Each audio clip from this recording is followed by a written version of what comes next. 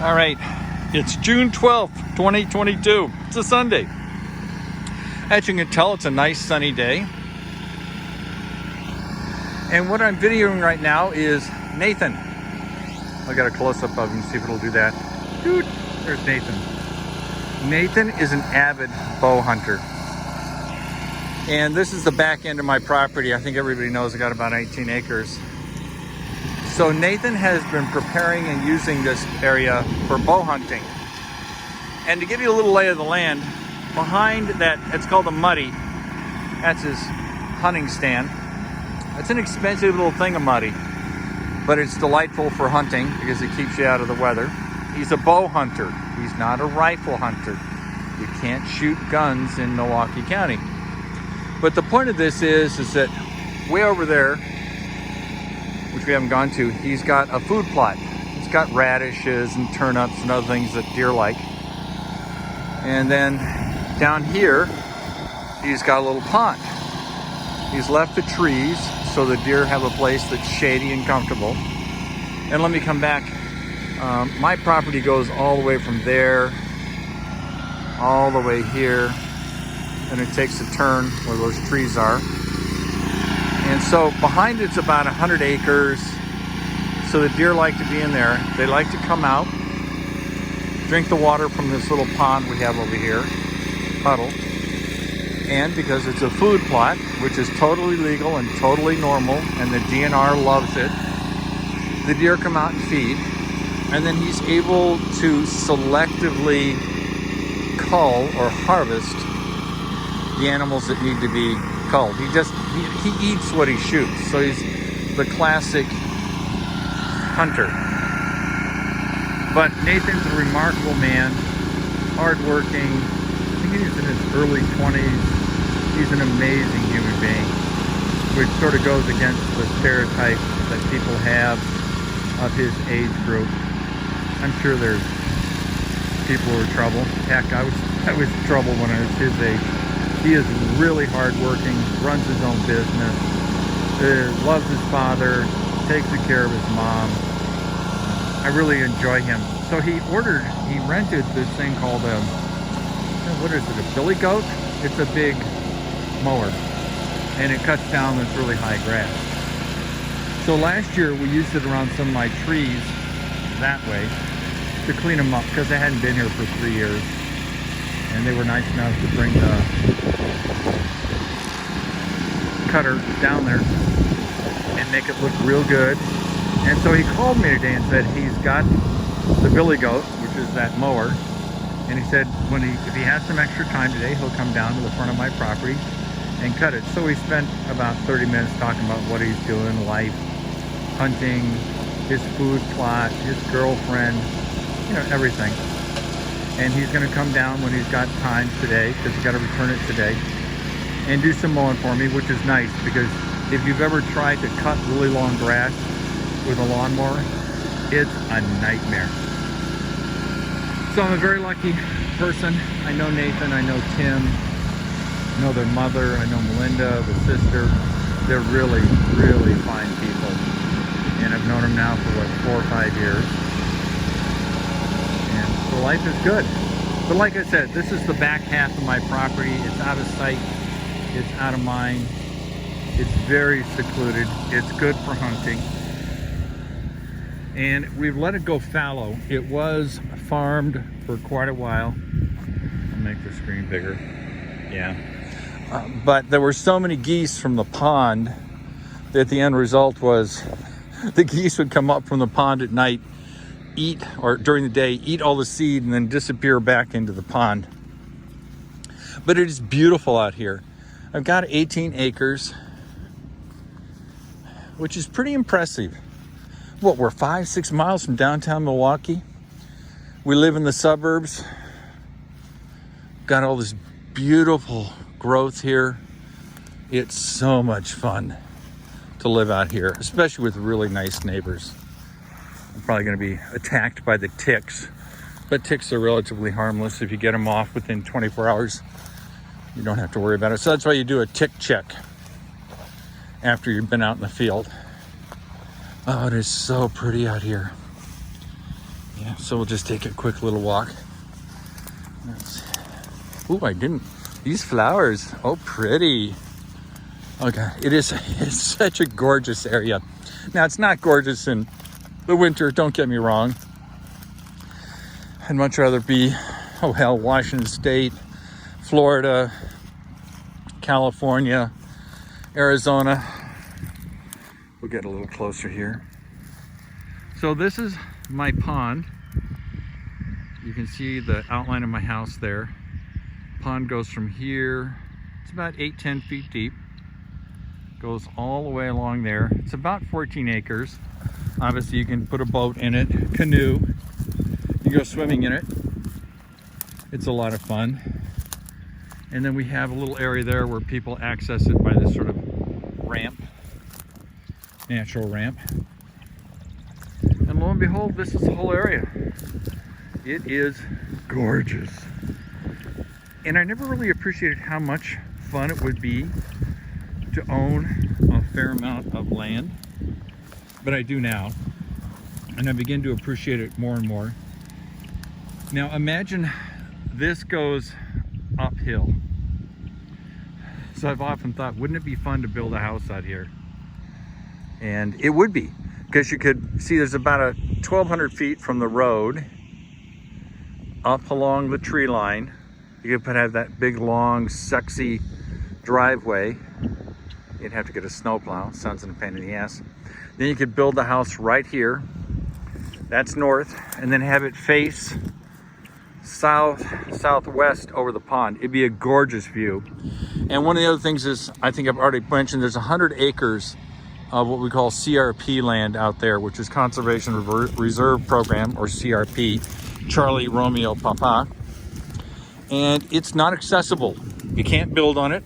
Ooh, bird. So it's a lot of fun to come up here and just walk the land. It's exercise, and it's also just so relaxing to do your thing. Hopefully the camera doesn't shake too much. It does have image stabilization, which is one feature of the iPhone 11 I like. Children, be careful. So here's the roadway, and I think Nathan had somebody up here 2 or 3 days ago, and they were tilling this food plot. That's the upper food plot, and that's the lower food plot near the muddy, the hunting stand. It was too wet over there to plant, but it'll be dry in the next couple of weeks. And then you look over to your right, you can see where the road goes, and there's the food plot. It's good size. I have no idea how big it is, but I'm guessing half an acre. Yeah, ballpark half an acre. And Nathan loves bow hunting, and he doesn't care if he gets anything or not. He just loves the experience, the adventure, studying nature, knowing what the deer think, how they act. So it's fun to meet somebody who is a semi-professional hunter and apparently gets sponsored, because hunting obviously is big with a lot of people, and he's very humane about it. And this is the food plot. So in the next 2 to 3 months, we'll have all sorts of yummies that the deer like. Now, he doesn't hunt over here. This is merely to feed the deer. And then way over there, which is a good 1,000 feet, that's where he hunts. So I didn't know much about bow hunting until I met Nathan. Now I know a fair amount. So there's my pond, and this is the property line right there. These trees goes right along here and right along there. Then it goes down there. Then it heads west. A little hard to tell. There's the tip of the pond. Then it goes down to the road. So one of the advantages of the Midwest, or being out in the country, is what I call quality of life. And unless you've had a chance to live in places like this, it's really hard to appreciate how nice this is.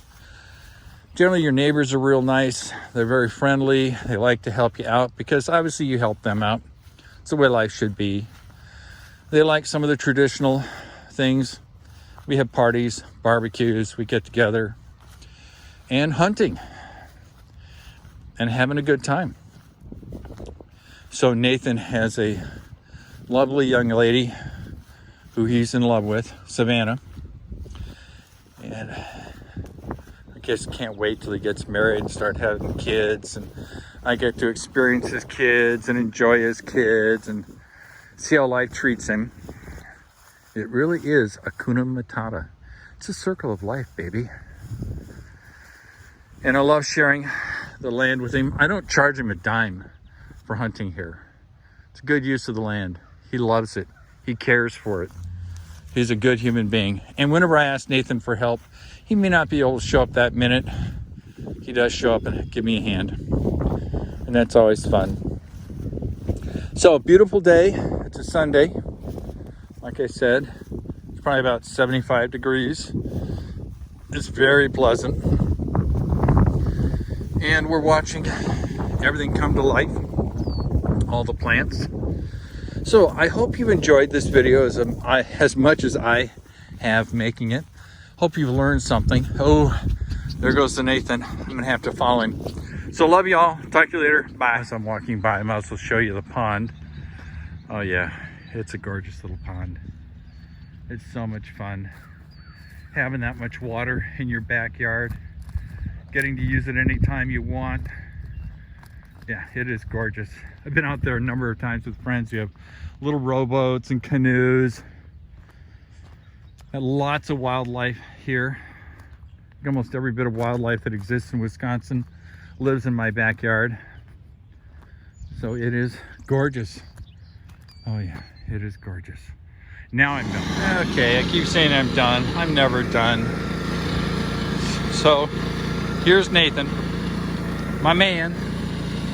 Nice enough to come in and clean up this area so it looks good. Very nice of him to do the trimming. He's got the mower for another 3 hours, 4 hours. We have to take it back.